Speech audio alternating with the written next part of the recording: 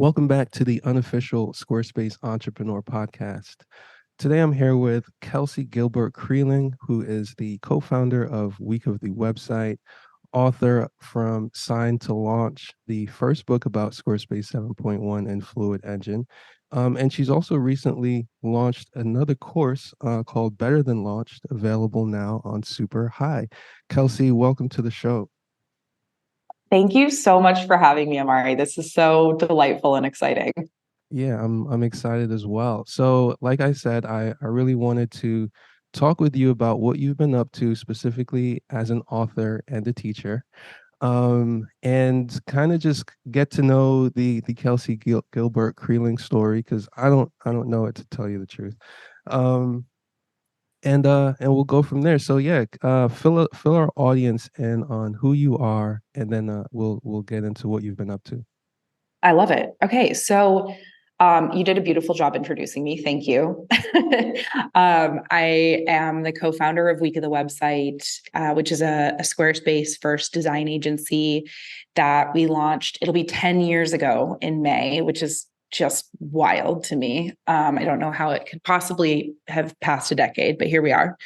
And so yeah, I have been building Squarespace websites since I think around 2012. Got started building them for myself as a portfolio project. I went to school for fashion design and then, of course, needed to have a portfolio when I left. And then moved on to like building some websites for my employer after that, where I was working at a hospitality company. So building restaurant websites. And then felt kind of ready to spread my wings and look at something different when my now business partner came along and was like, hey, I'm thinking of opening like an agency of some kind. And I was like, oh, I would be interested in that. Come to find out years later, she went into that conversation knowing exactly what she wanted, which is that she wanted us to work together. So she's always like, I tricked her into going to business with me, but I was very willing. And so we started out just the two of us. It was me building the websites, her project managing and running the business side of things. And since then, to a team of over 20 from, spread across the US, from as far away as Hawaii. And we're actually based in Chicago. So we have a big group of us here that work in Wicker Park. And they are like the best part of my days, my best part of my work. I love our team so much. And then couple of years ago, I had my son, Jasper, and realized I was not in a place where I would be able to lead client projects anymore from a design perspective. So that kind of like shifted our world a little bit. And I moved into more of a business development space and, dev support. And so, of course, because I had a 1-year-old at the time when this publisher came along and asked if I wanted to write a book about Squarespace, I was like, why not? I have so much time. No, I debated it heavily, but then ultimately went for it. And so yeah, Squarespace from Sign Up to Launch came out. It'll be 100 days ago as of tomorrow when we recorded this episode. Mm-hmm. So it's been out for about 3 months, and then built the Super High course as kind of a companion to the book. So that is the nutshell version of the Wow. Kelsey story. Okay, so we're gonna have to go back in time a little bit. Yes. So, so back to the birth of the agency. So Yeah. between fashion, your fashion portfolio, and the birth of the agency, like what was that process? Like what was going on then? Yeah, I mean, so I left school having like a fashion design, degree, and my first kind of like freelance work doing that was making wedding dresses for people, which, like, if you think working on websites for clients is high pressure, oh my God, I would never go back in time and do that again. But the kind of funny like end around to my college into career is that I started blogging. I started like working for a fashion blog as a writer when I was in college, and started this online fashion publication while I was in school. So I actually left and alongside designing and sewing wedding dresses for people, I was running this like online fashion publication with a partner in New York. It was really hard and really stressful. And actually the domain name essentially got hacked and the website was like turned over adult content. And my grandmother was actually the person who alerted me to it. She was like, I'm very disappointed with the direction that you're taking your fashion publication. And I was like, Grandma, what are you talking about? Like things are pretty like, you know, a little edgy, but nothing bad. So I went to the site and sure enough, someone had like, I had missed the email that my domain name was going to expire. Someone Yeah. scooped it up and then they were like holding it ransom.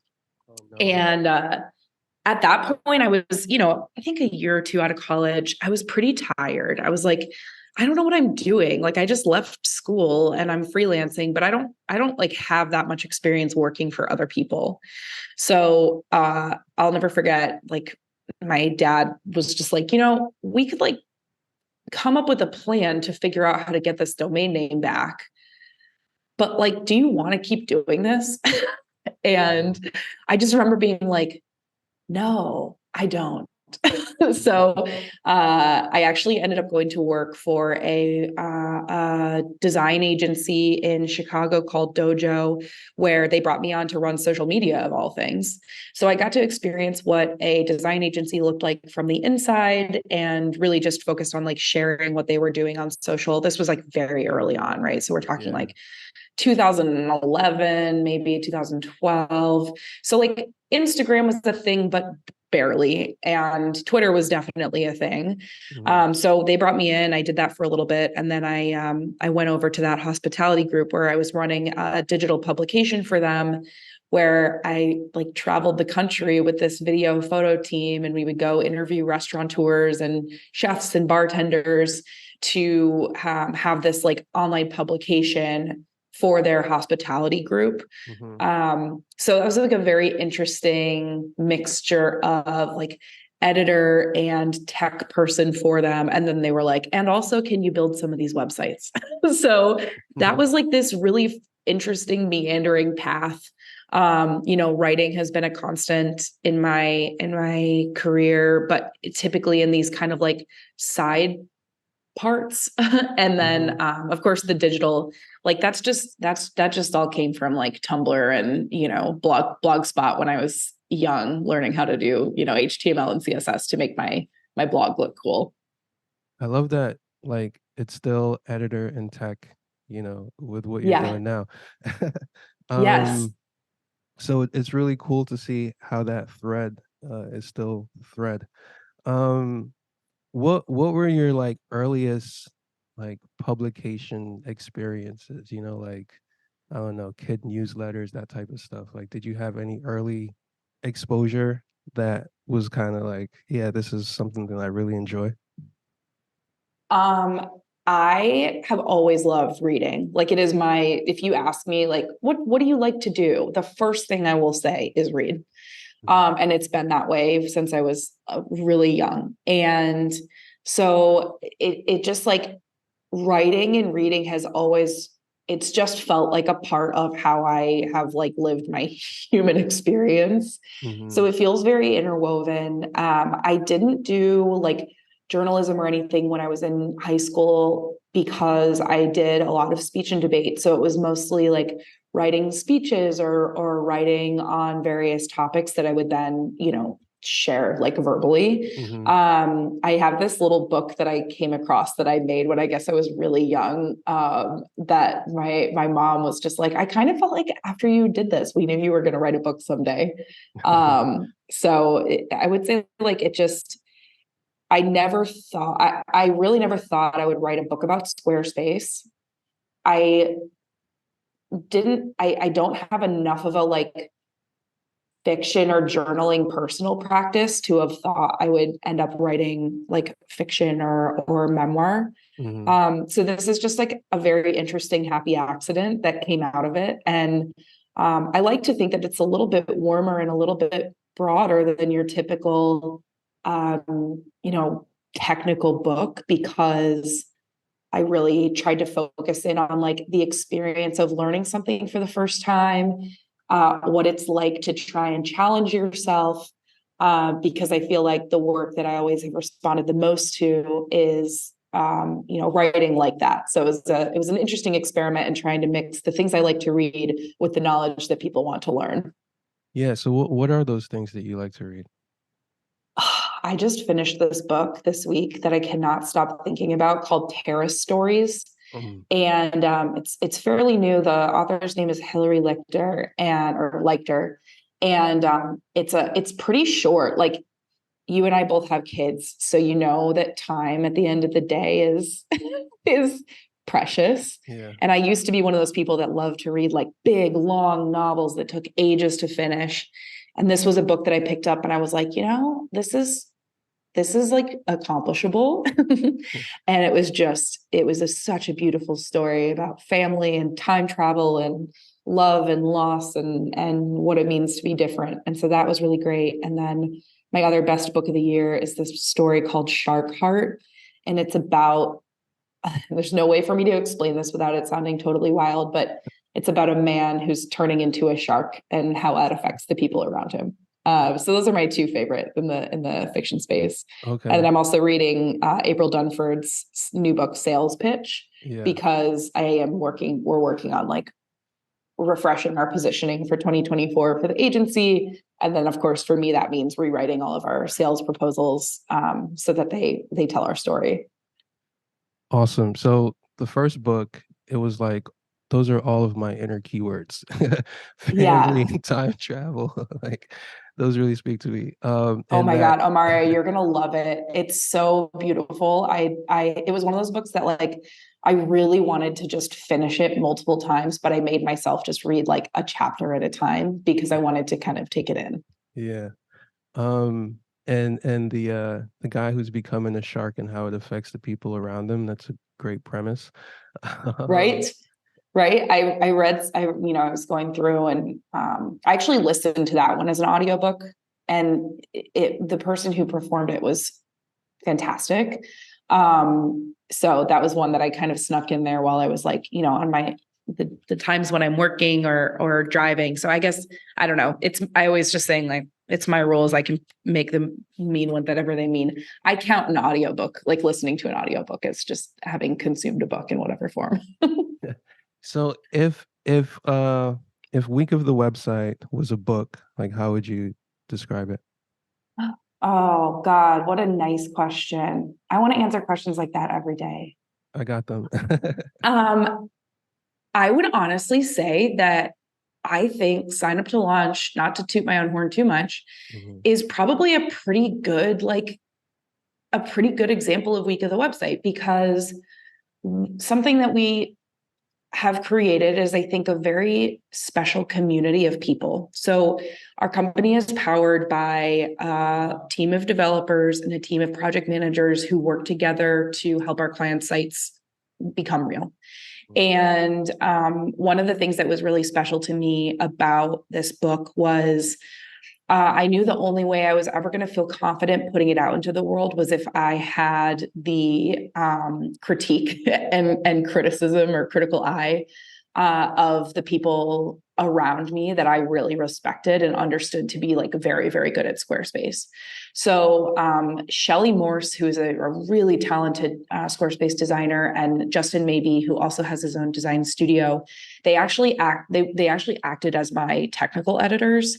So that meant that like every time I wrote a chapter, they would review it and go through and tell me what was accurate and not accurate, which was so helpful, because I think that if I hadn't had Shelly being like, this is wrong, like this is not the correct dimension at all, I don't know where you found that number, or Justin being like, the way that you've structured the ordering of these two things doesn't make sense to someone who's just learning this platform. Mhm. Like, that made me feel so good, because I was like, if you two can call those things out and see them and help me remember what it's like to learn it, I don't know. I just think that that's the spirit of how we really work collaboratively together as a team. Like Molly, who edits our blog, helped me edit pieces of it. Jules, who does a lot of our client copywriting, also helped me do first pass edits before I sent it to the team. So it's ended up being something that a lot of people have touched. And then I also got to reach out to a lot of folks in our Squarespace community about it to ask them about specific topics that they know a lot about. So there's a lot of folks from our community who are included in the book. And that also just feels like kind of a big part of the week of the website ethos. Yeah, I like That's, that. that's, I think a good, like, it's been a good encapsulation of that community effort. And I'm really grateful for that. Yeah, I love that. So the name, right? Like names are important, the names that we put on these things. And I think sign up to launch is one of those very clear, easy to understand. Um, Week of the website as well. Like what was the origin of that uh branding Yeah. We position? actually started out when Mallory and I launched the company. It was called Presence Agency. So if you ever do business with us, we actually have a DBA. Presence Agency is our like official registered business name, and then Hmm. we do business as we get the website. Because when we started, we had this whole other side of our business, which is that we did like large scale event production for nonprofits and food festivals and things like that. And that was just like a factor of when we started the company, we got two gigs at the same time. And one of them was building a website for a restaurant in Chicago. And one of them was producing a food festival for this company from Brooklyn that was bringing it to Chicago. Hmm. So we were just like, well, I guess we're going to ride both horses for as long as we can and then make a decision when we need to. So Presence Agency was the name of the company. And then we were building websites in kind of this like traditional, do a static rendering, get feedback from the client, make those changes, get final approval on a static rendering, then build it on the site, get the approval. And I hated it. Like it was taking too long. It felt frustrating for me, frustrating for the client. And of course, you have to take yourself back like 10 years from Hmm. Squarespace's functionality now. Like there were really significant limitations that were very hard to address when you're coming from like a PDF design to, an actual website. So we went to New York for meetings with our Brooklyn based client. And I had tweeted something about Squarespace and they had reached out and they were like, hey, thanks so much for sharing about us on social media. We really appreciate it. And I was like, oh, of course. Also, I'm in town right now. Can I come to your office and like meet some people? And they were like, sure. So Mal and I we went into the old Squarespace office and we met with Jeremy Schwartz, who's obviously still a huge part of the organization now. And we had this like really great chat. And I just, he's like, how are you building websites? How's it going on the platform? And I was like, yeah, this is the way it's going. I was like, honestly, I don't love it. Like at that point, we were kind of just trying to decide if we were going to like keep building websites at all, because it just felt like it wasn't clicking with our very like process oriented nature, right? Like in our, in the other part of our world, we were spending time doing really all project management for these large scale events. And we were very, very good at it. Hmm. And so I asked Jeremy, I was like, yeah, like is anyone building in an innovative way? Is anyone doing anything interesting in, using like leveraging the Squarespace platform? And he was like, there's this company called Knapsack and they are building websites in a day. And I was like, oh, wow, that's interesting. So I actually remember that my reaction was, that's interesting. And oh my God, that sounds really hard. So we left that meeting. It was a great conversation. And I'll never forget, like we were walking down the street, we were passing the Muji in Soho. And I looked at Mal and I was like, I don't want to build websites in a day, but I think we could do it in a week. I think the whole secret is that it has to start from project management, because the biggest issue is getting content from the clients. So let's build a process that gets us everything we need from the client up front and then works collaboratively with them over the course of 5 days. And she's like, okay, if that's what you want to do, like the website's kind of your stuff. So we put the plan together and then we had a friend reach out and she was like, hey, my nonprofit needs a website. Do you have any interest? And we were like, yes, we'll do it for you at half price. but we're going to test out this new process. We're going to build it in a week. And all we want from you is feedback on how it felt for you, how it could be improved, et cetera. And so she's like, okay, I'm in. She did it. We loved it. Everybody was really excited. So we launched it as a product. And, that's the client was actually Molly, who is our blog editor who helped edit the book. So she's Mm-hmm. still very much a part of the world. But Week of the Website was born. And we really wanted it to just tell people, like, this is a mentality that you are going to set aside a week for your website to make the choices you need to make, have the focus that we, require. And at the end of it, if you trust us, we're going to create something really special for you in a very, very efficient time period. So that's the story of Week of the Website. And we've since kind of taken that as, now we use that as a unit of measure when we build out some more larger custom products. But we still sell that Week of the Website product today that Mm-hmm. has kind of been unchanged since then. We've optimized a lot of our processes, but it's pretty much the same as when we started. Wow. So, okay. Now you mentioned some repositioning, right? Yes. Um, Going into 2024. Yeah. I'm sure it's still like in the uh in the cocoon process. But what's different now that this change is needed? Yeah. I think it's something that when you get to a certain point, like our our company values, our company culture is really, really important to me and really important to Mallory. And I think like once you grow to a certain size, you have to be really intentional about preserving that and making sure that that spirit in which you like founded the company stays there, right? Mm-hmm. While still growing to accommodate new opportunities.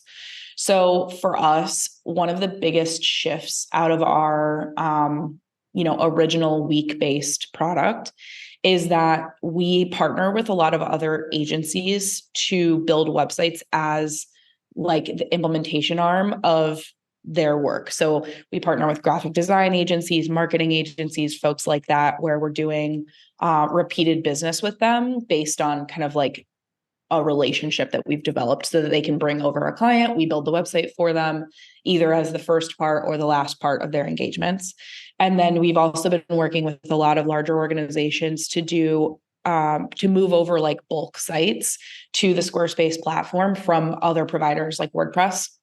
And Mm-hmm. so that's a very different approach than building one site for one client. It's like building, one site that becomes a template that is then customized many times for many different clients.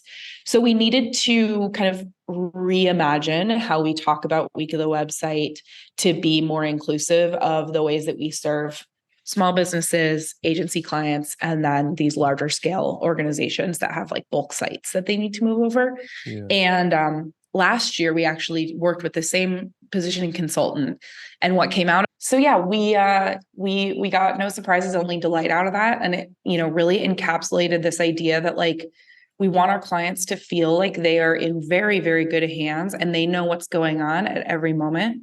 So no surprises, right? Mm-hmm. But that the things they did get to feel that were unexpected when working with Week of the Website were delightful, right? Mm-hmm. That we were exceeding their expectations.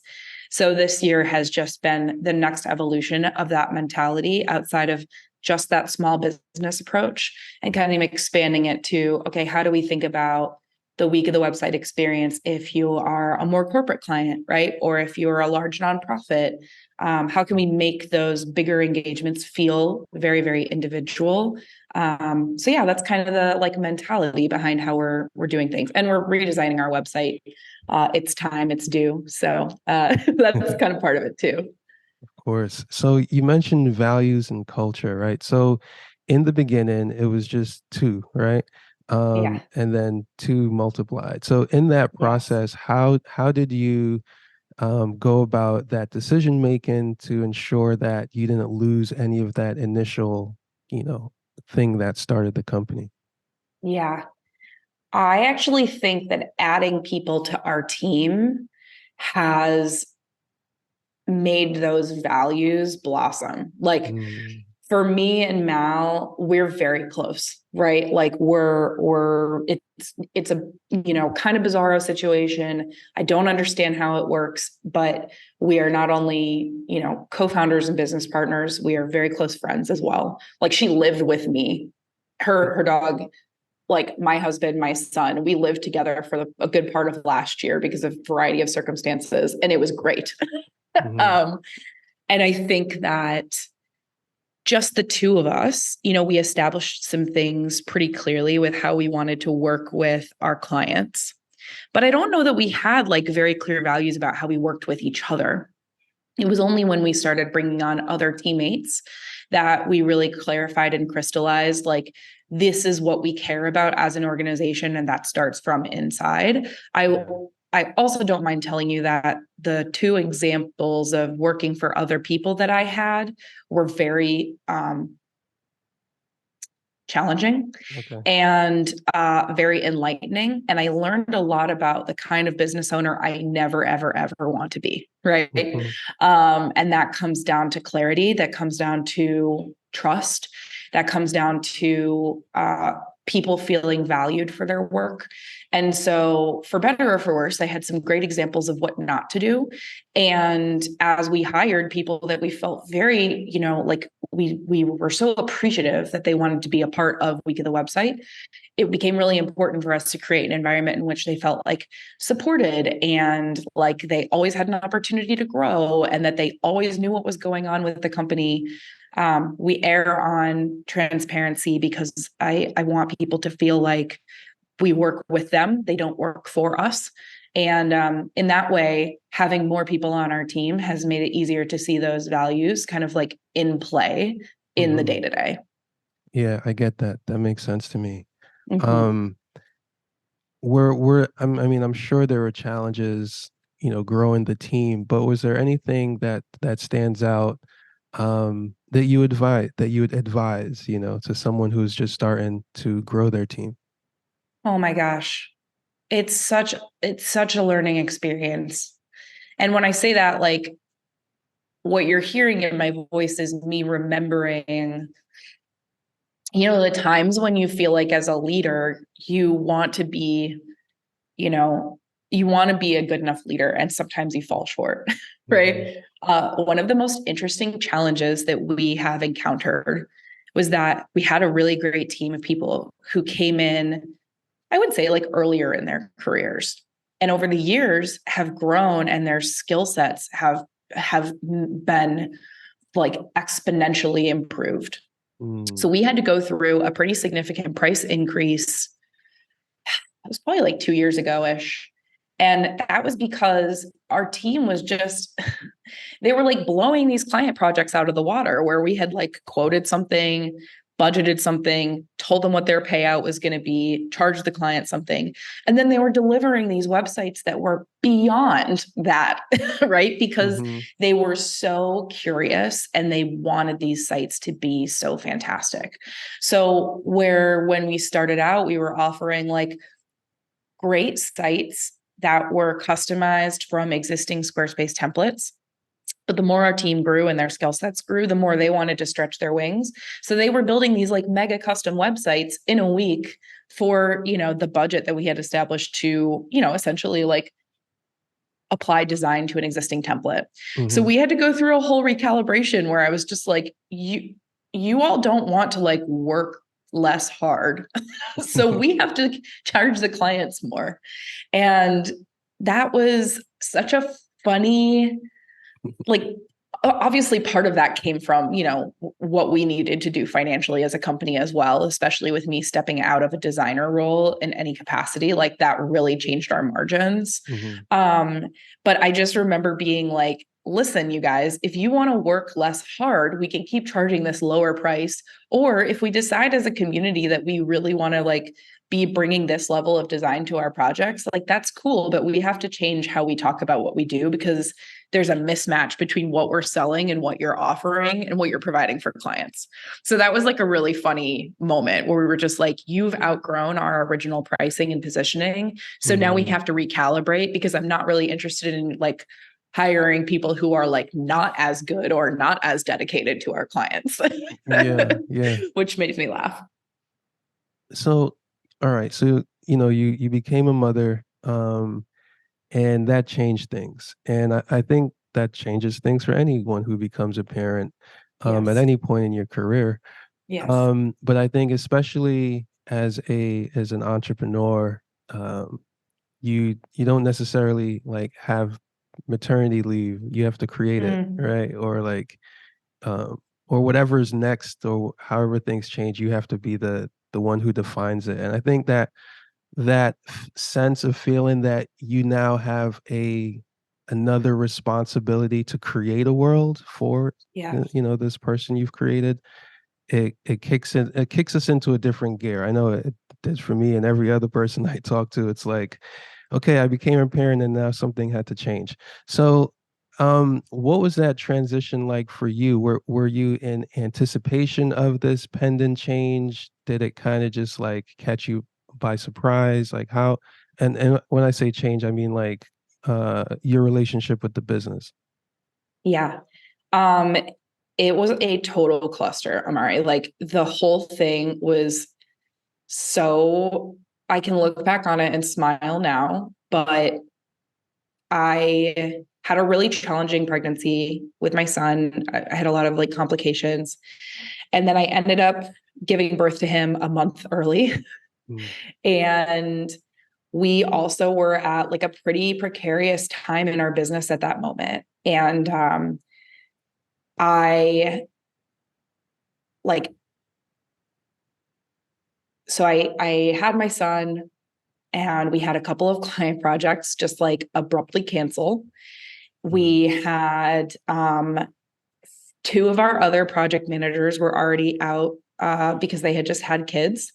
And our operations manager, who was our only other full-time employee, was also pregnant at the same time. And her daughter ultimately was born about a month after Jasper. So it was not good. It was a extremely challenging moment. I came home from the hospital and I 2 days later had to like find $10,000 for us to make payroll because we had to like bring on people last minute to cover projects that I was on. And, it was really, really, really, really hard. And then, yeah, I mean, at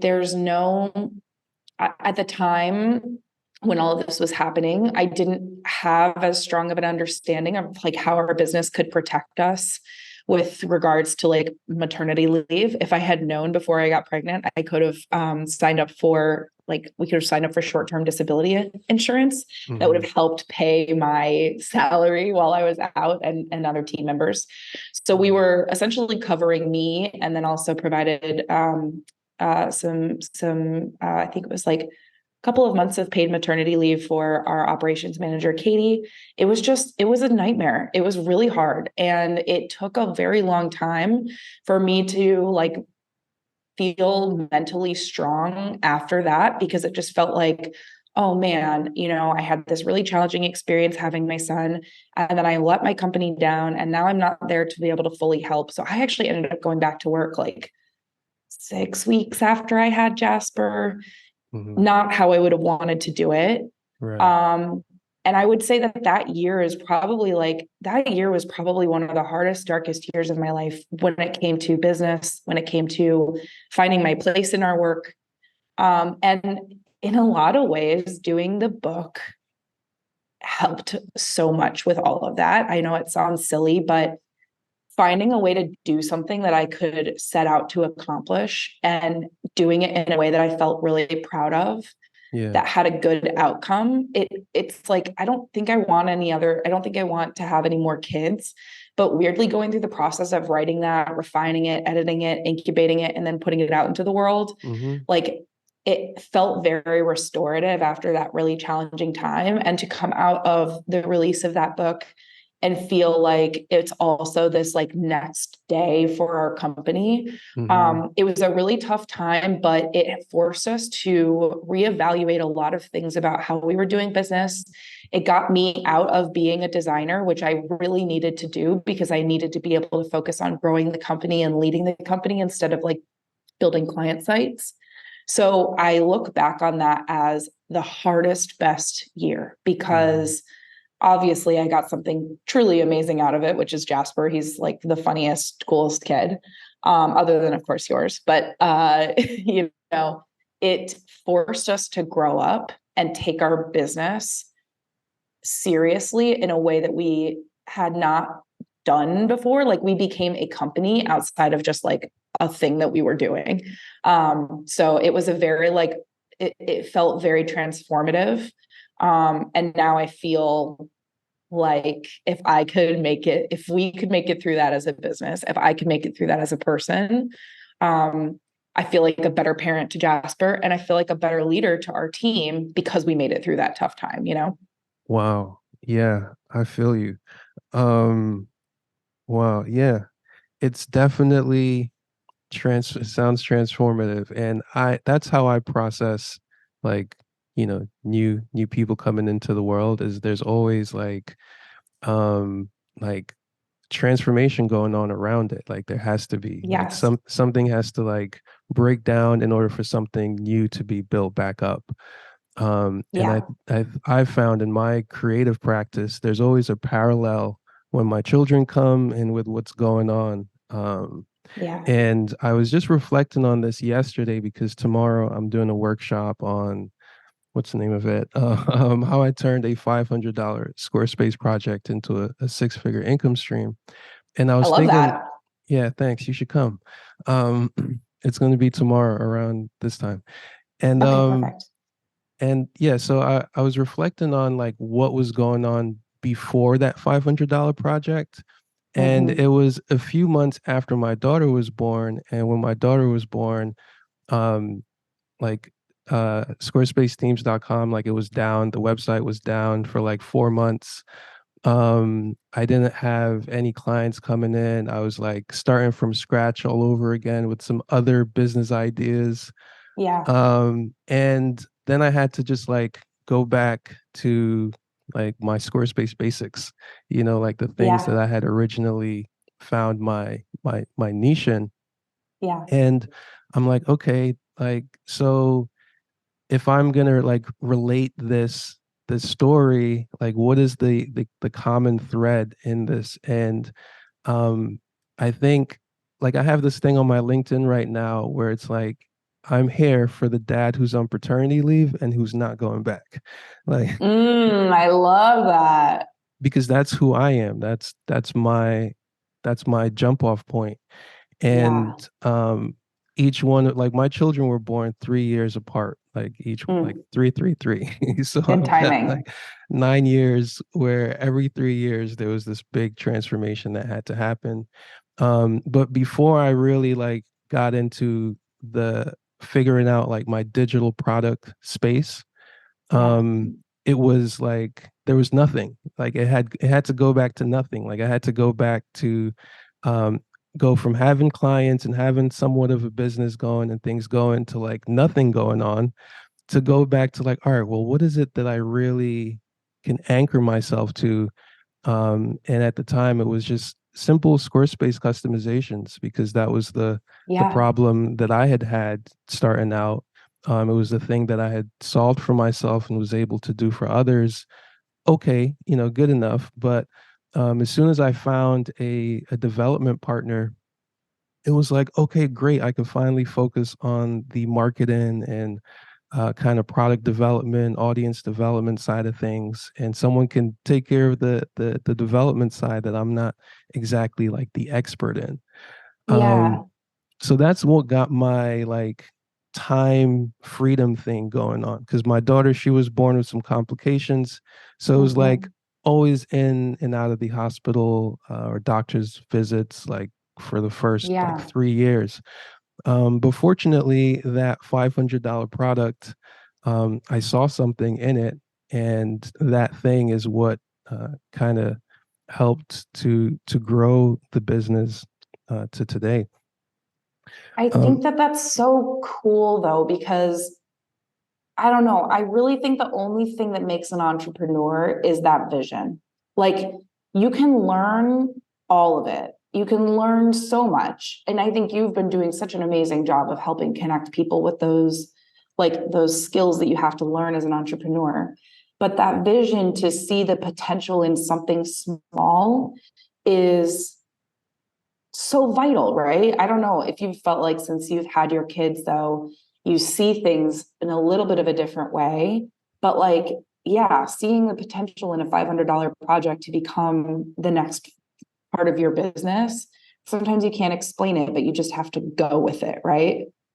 yeah, and you know what? It's funny you say that because I wish, well, I don't wish, right? What I've found is that um my visionary ideas tend to bring me out of the present. But Mm-hmm. in order to stay in the present, if I can think, okay, who else can this benefit like now or in in a relatively short amount of period, it keeps me in the present and it also helps to accomplish whatever those long-term visions are because those Yeah. visions can't be accomplished if they're not helping anyone in the present. Truly, truly. Yeah. And I think that's like such a good way to think about it is what keeps you here and connected to your business versus like what becomes a big dream that takes you away from the day to day. Yeah. Because I think those big dreams can be so alluring. Yep. But it's often the simple solutions that are elegant and make things easier for people that end up being much stickier. Um, but yeah, I think that's such a good way to think about it. Like what keeps you here versus what puts you off on a different journey away from like what you need to be focusing on. Yeah, exactly. So on a similar thread, right? You mentioned that with Week of the Website, you had really kind of figured out this process of getting the content that you need up front. Yeah. And I don't know if you've thought about this or if this is somewhere in the pipeline, but that's a very common problem for Squarespace web designers. Yeah. And it's something that always comes up whenever Squarespace web designers congregate and start to talk about their challenges. It's like, oh well, how do you get content? How do you get Yeah. so I think that would be a very valuable addition somewhere, whether it's Yeah. in a short ebook format or a short video course format. I think people would really appreciate that. You know what? It's funny because as much as I would say like uh excel at that, it's something that we're all also talking about constantly internally. So I don't want Mhm. people to think like, there's this magical land in Chicago where content is always available. Um, yes, I think that's something I've thought a lot about is like, how do you empower people to have those better relationships with their clients when it comes to Mhm. collecting content? Because I think Mhm. it can turn the experience of the overall project so quickly. Like, I don't think anything frustrates designer developers more than other than not getting paid on time, but like when clients have these really big visions and then they're not capable of providing the ingredients that you need to like cook them a really great meal, that's so frustrating. um but I think it's such a challenge because I don't think people understand what goes into building a website with a design partner. Mhm. So yeah, maybe I've been thinking a little bit. I have the ability to add to my super high course kind of whenever I want to. And I've been thinking a little bit about like, okay, I kind of want to put something new out for January. I've been thinking about a few different things, right? Covering some of the new project management tools, going a little bit deeper into courses and memberships. But maybe we just take a big left turn and and do a chapter and module on collecting client content. Yeah, and you when you're engaged in something all the time, you know the truth about it, right? Like you know what it really takes and you know what Mm-hmm. kind of tough conversations have to happen or you have because you're in it, you have all of these different stories of times where you've had to go through these different variations of this very same challenge. And I think that's ultimately where all the value is, right? Like on the outside, all the marketers, they sell the dream of like, oh yeah, the fantasy land of getting all your content. But um, inside you realize, okay, no, this is how it really goes down. This is what really happens. This is what you really need to focus on. So I think, I'm yeah. so curious if you experienced this too, Amari, but since putting the book and the course out, I've been like shocked by, and I shouldn't be, right? We reference this David Foster Wallace commencement speech all the time internally. This is water. And he like Mhm, talks about this fish that's this, fish that's swimming, and one fish says to the other, like, water's nice today. And the fish that's swimming by is just like, what's water? mhm, Like, you are so in it that it's so easy to forget all the things that you have, all the knowledge that you've layered on after year of doing something, that mhm, sometimes the things that feel very innate can be totally transformative for people who are new to the business. mhm. And I think like that, I'm curious for you when you're formulating conversations with folks and talks about like taking a small idea and turning it into a six-figure income stream. Like, how do you get in touch with the things that you forget that because that seems Yeah. like the hardest part of it all. Yeah, it's by talking with people. So like last week I did a workshop on how to land clients like me who could be worth anywhere from a few $1,000s to $20,000 or more if, Mm-hmm. we work together long enough. Mm-hmm. Um and that and how to do that via email. And that was an example Mm. of something that I do, like it's a something I don't even think about if I'm reaching out to someone one-on-one. I don't have to think too much about what I'm saying or how I'm saying it or if I'm going to get a response or not. It just kind of comes from my gut Yeah. kind of thing now. Yeah. But it wasn't always like that, right? Like I remember sitting in my cubicle and a friend of mine sending me an article on how to get people to respond to to your email outreach. This is like 10 years ago. Yeah. And now I don't think twice about someone responding to any type of outreach. If they don't, then I don't even think, I don't even have that Yeah. anxiety anymore. So doing that workshop, it revealed to me that this thing that I now take for granted, like one of the feedback I got was like, oh, no one had ever taught this to me, or no one had ever shown this or explained this. And I was like, oh, okay, cool. So I need to stay in this kind of a zone. And Mm-hmm.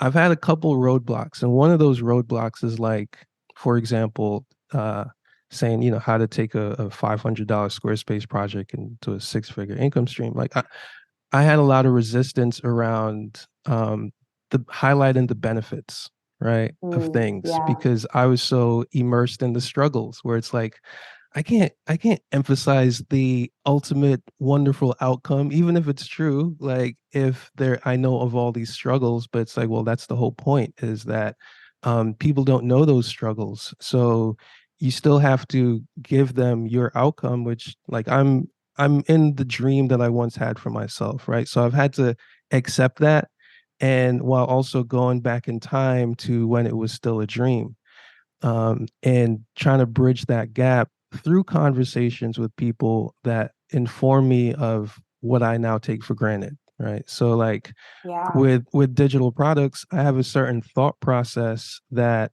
I hear things, I see things, where I just know, I just have like a gut instinct that like, yes, I know this would be beneficial, not off of like anything arbitrary or abstract, but because I've seen the conversations, I've seen the Yeah. questions, I've gotten the questions.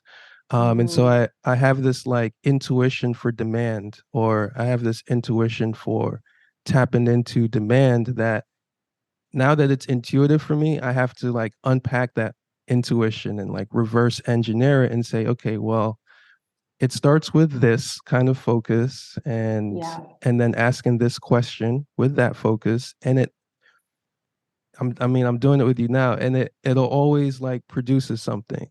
And it might not be, everything doesn't turn into like a big super duper project, but the way I see things, it's like if I could just help one person with the work I'm doing today, I have succeeded because if you add up 365 days, it compounds. And that's really what I've learned over the past 5 years is that, like, if you treat these problems in a certain way that we encounter in our business, in the Squarespace world, and you honor the solutions that you create for those problems, then there's a compounding effect that happens over time where you know, people are getting served today, right now, in this moment, from something, that I did 3, 4, 5, 6 years ago. Yeah. So anyway, I don't know if that answered the question, but that's been my experience of late is just like uh, accepting where I am and remembering where I was, and then building that bridge, reverse engineering that bridge. I love that. And I feel so there's two things I really like about you, and I've always really liked about the way you engage with the world. And we see each other online, right? We don't get to hang out very often in person, mostly once a year at Circle Day. But you have a very inspiring, calm confidence that I have like intentionally tried to cultivated within myself lately, which is like you have a way of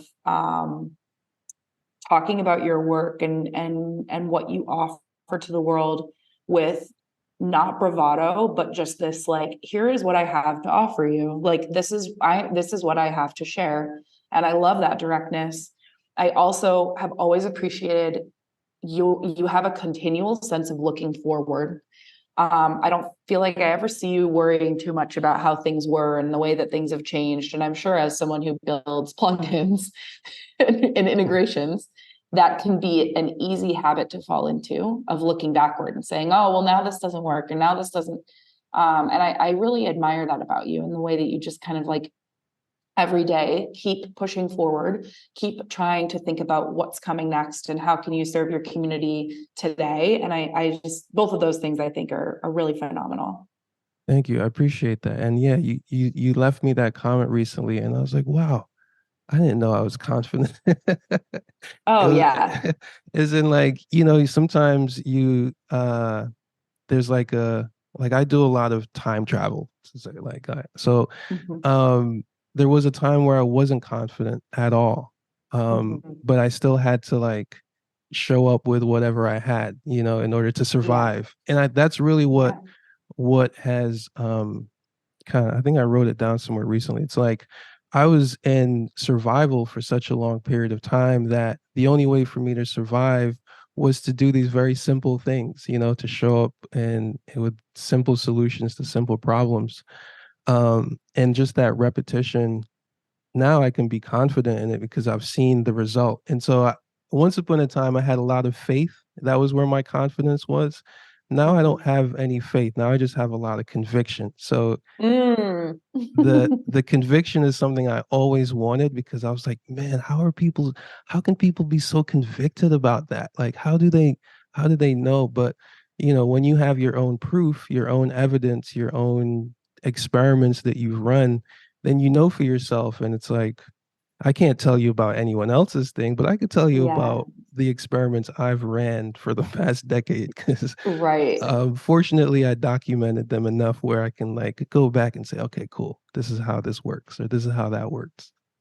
Yeah. I feel like I've not hidden, but it's the nice thing about having an agency is that you get to work with all these other people. So then when people are like, oh, this is great, you can be like, thank you. The team did such a great job. Right. And you don't have to Yeah. practice like accepting any of that as a reflection of you as an individual. You can kind of keep hiding from that. Mm-hmm. That has been an immensely challenging part of the book and the course. And I've probably done a like meager job of promoting them because I am so confident in talking about the amazing things that We Get the Website as a team and an entity does. I Yeah. am I do not have much practice in talking about my work as an individual because I have been so much in that team mindset. So that's something I've been practicing and probably why I'm acknowledging it and recognizing it in you because it's something that I'm trying to like develop in myself. Um, after being just heads down so long, right? Yeah. Well, listen, we're all just mirrors and reflections of each other in some way, right? Mm, So like the reason I do this podcast is because I can't sit down and talk to myself for an hour or with like I can't do yeah. that. Like if I do a solo episode, it's like 5 minutes or 10, and then I'm just like, who am I talking to here? Like how are people Yeah. receiving this? Yeah. But if I can highlight someone or if I can put someone else on the platform or interview someone else, then I can get comfortable, Yeah. and then you might be able to get something out of me about what I got going on, right? Like I love yesterday, that. I literally sat down. I'm like, okay, I should do an episode on this workshop I have on Wednesday. But then it just sounded forced. I'm like, Yeah. I can't force anything. I can have conversations though. I love conversations. There's nothing to be forced in a conversation. So that's the way I get over it for myself, right? I love is that. I love is that. and it's also, just like how you have the agency. I don't have an agency, but I have this small network of partnerships, right? Where it's like Yes. I'm constantly promoting something else, someone else, Yes. some other Hmm. product that I didn't have a hand in creating because like one, I guess I'm a marketer, so that's what I'm supposed to do. But because like, self promotion is difficult. It's not easy. But I think with what you have with the book and with the course and who it's for, it's always just reminding yourself of who it's for and the fact that they're out there possibly looking for it and not finding it, or Yeah. not being able to find it. Like that's if I need to get in, put my blinders on, that's what I put my blinders on. It's like, who Mm, did I create this thing for? Like, there's always the other audience of the people watching who, yeah. they've already been through sign up to launch. They're not necessarily the audience, right? They're in the Yeah. audience, but they're not the ones. Exactly. Um, and they might come across as like a jury, like a mental jury. So I have Yes. this thing where we all have like this mental jury who can judge us for whatever we create. And if we don't if we're not careful about our jury selection, we can have people up in there like voices or just energies that aren't going to treat us fairly and aren't going to treat us kindly. So we Mm, have to like get them out of our mental jury, replace them with people who are going to think favorably, who are going to judge us favorably, and then redirect our focus on who we're trying to serve.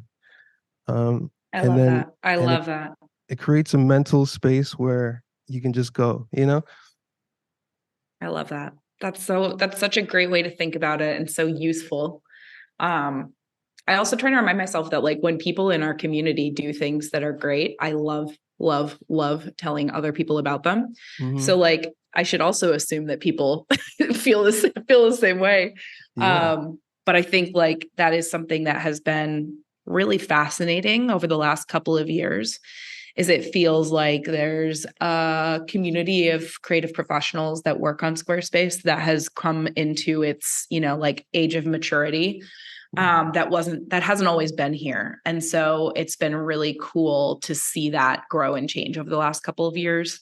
And I love the way that you're, collaborating with people from like a tech perspective or community. It's always really, really delightful to see. Thank you, Kelsey. Mhm. And likewise, I've appreciated like coming to know you and your work as well. And watching this community, like you say, mature. It's really fun because I think I was talking with Christy about this recently. Like it's just Mhm. there's so much collaboration. Like your book is the product of so much collaboration.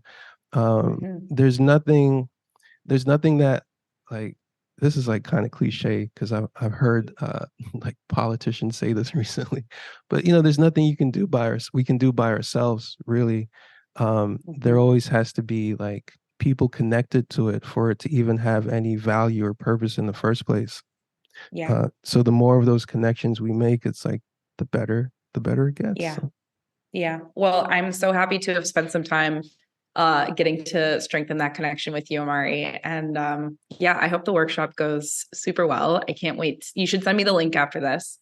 because I would love to be a part of it and see what you have to share. Well, definitely will. Kelsey, thanks again for coming on. Do you have any last thoughts you want to share? I think just, a lot of gratitude to everyone who has supported the launch of the book and the course. And open to feedback. My website is by kelseygk.com, where I've got some information about both. And then weekofthewebsite.com is our agency site. And yeah, I feel like if you feel like that content collection, like mini course or info session would be useful, drop me a line. I'm happy to think more about doing that. Not until February though. The next few months I think are going to be like a slip and slide into the next year.